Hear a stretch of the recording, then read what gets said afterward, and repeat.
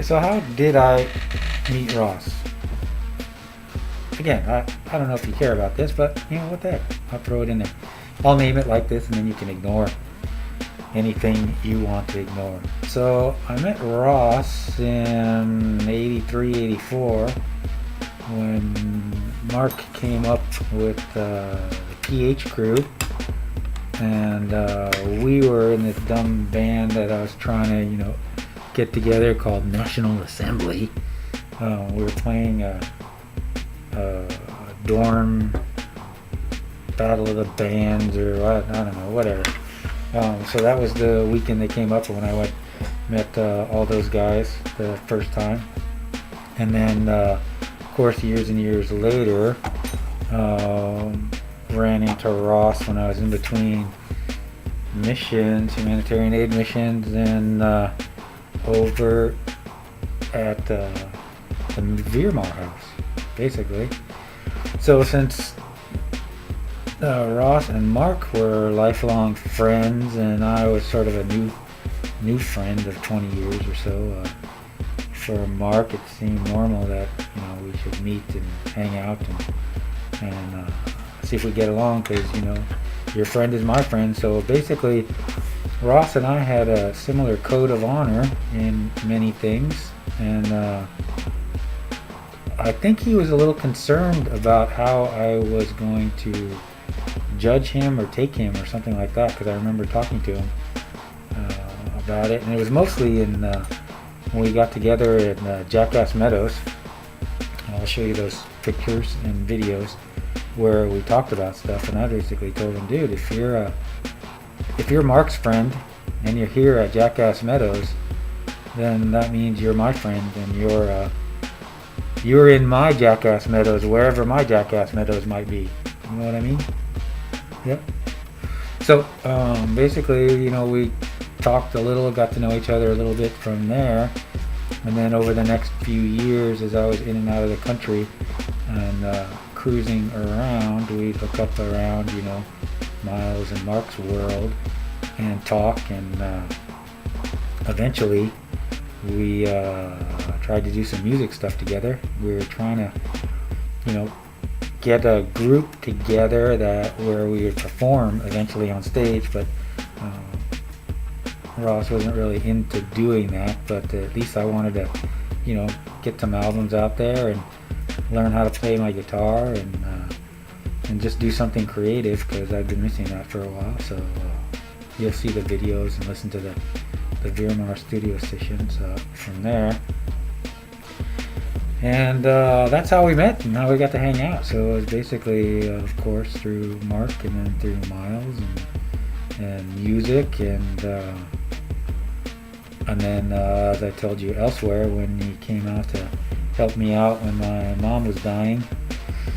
And I guess I'll tell you about the Vegas wedding things too, because he came out to the fiasco that was to be my Vegas wedding that became my torment and hell for the next couple of years. Still is to this very day, and will continue to be so, unfortunately.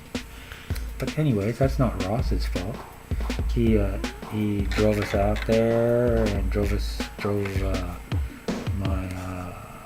my shotgun wedding wife to meet the Vegas